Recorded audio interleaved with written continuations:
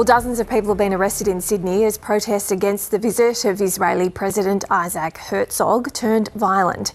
Tensions flared in the city's CBD with clashes erupting between demonstrators and police hours after organisers lost a last-minute legal challenge against expanded police powers.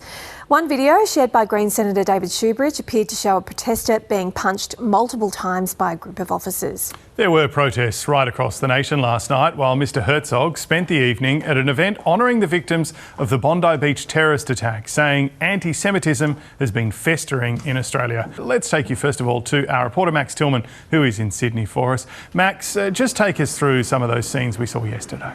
Good morning, James. Well, 27 arrests in total, including 10 for assaulting police officers, while New South Wales Police say 10 officers were injured during the course of those violent demonstrations last night here at Town Hall. It had really been the culmination of what can best be described as a standoff between the New South Wales Police and the Palestinian Action Group over the last few days, particularly over the preferred route of that demonstration. The Palestinian Action Group had made very clear their intention to begin at Town Hall at 5:30 p.m.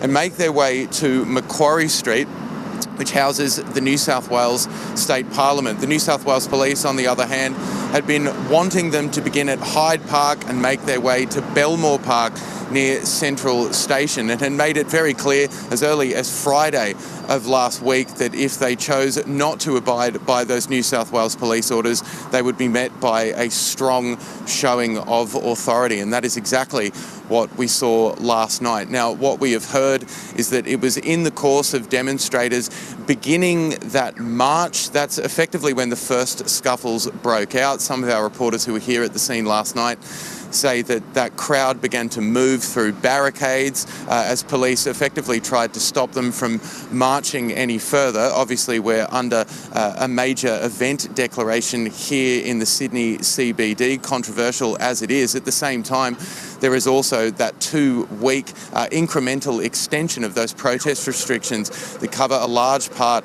of the Sydney CBD. Now, it was at that point where demonstrators began marching. That's when New South Wales Police really began to swoop in, and some of that footage that we've seen playing throughout social media over the last few hours really demonstrates how violent it did get at some points in time. We did hear from the New South Wales Police last night. They said while the footage may seem quite graphic and confronting, it is important to give it context. Let's take a quick listen to what they had to say.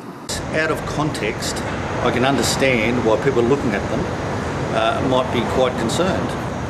Please understand they are small videos being put up, and I would say out of context of what was a rolling melee of violence and un-Australian and inappropriate behaviour tonight.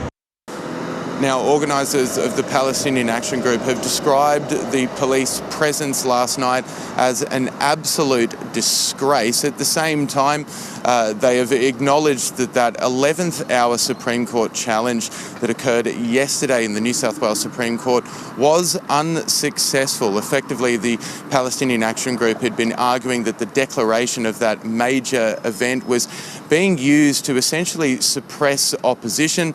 However, the court ruled against them, and that claim has now been dismissed.